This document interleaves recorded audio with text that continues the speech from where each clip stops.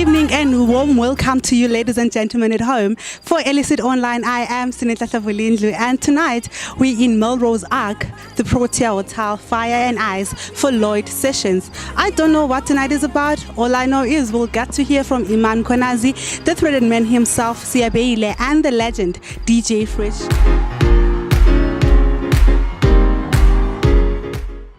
During the presentation that we were making, you started from a very young age, and through all this journey, you've had challenges and misfortunes.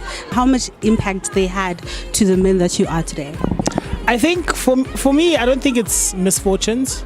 I think, when there's a greater plan on your journey, just like a slingshot, you get pulled back to be released to go further. And I think, I've been put in such a great space where I can be a living example for a lot of young people and what it takes to build a business, because I think for a very long time you hear all these stories about successful entrepreneurs and so on, and you see them on TV, you see them on magazines, but there's never a real sense of what actually happens, what are the struggles that you face. And I think for me, a month or two ago, I saw this as a burden where I was like, oh my God, I'm in the media for this, I'm in the media for that, good and bad things. And I felt very ashamed of the struggles that I was going through. But through healing and through going through the struggle, I started realizing that because I have this big platform, it's not just about sharing the good things, but it's also about sharing the bad things that happen. And your misfortunes can be other people's fortunes, because someone can look and be like, you know what, before I sign a contract, Siya Beyile told me about his story, I'm not going to sign that contract. If I can change one person's lives, then I've changed many lives, as DJ Fresh has said. So I think for me, it's I've come to accept I'm a work in progress. And, through my fortunes and misfortunes, I'm very happy that my life will always be a testament of what young black kids can do.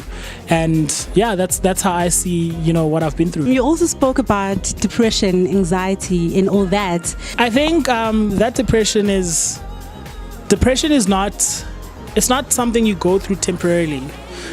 Depression is a mental illness. Where you lose the ability to, part of it or its effects, you lose the ability to believe in yourself, and you put so much pressure on yourself. I mean, people look at me at 23 and they're like, you've done so much, Jesus, like you could retire at this point.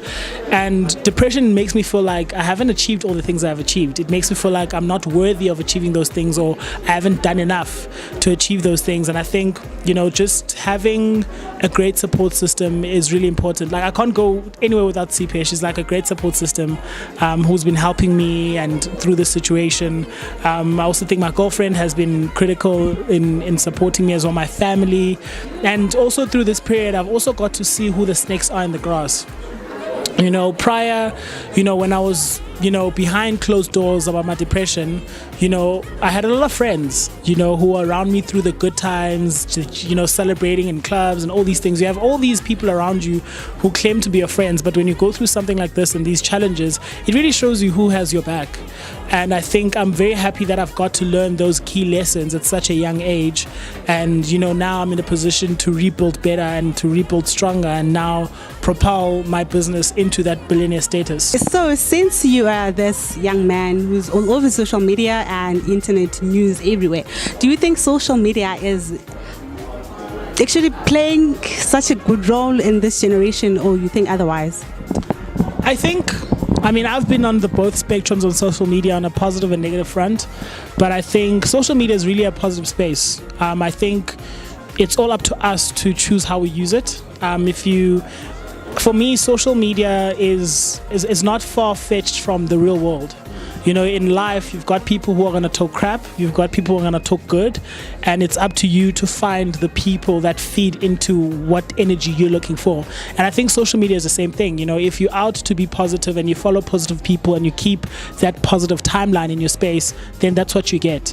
But if you're consistently surrounded by the negativity, then it's something then that you're going to manifest.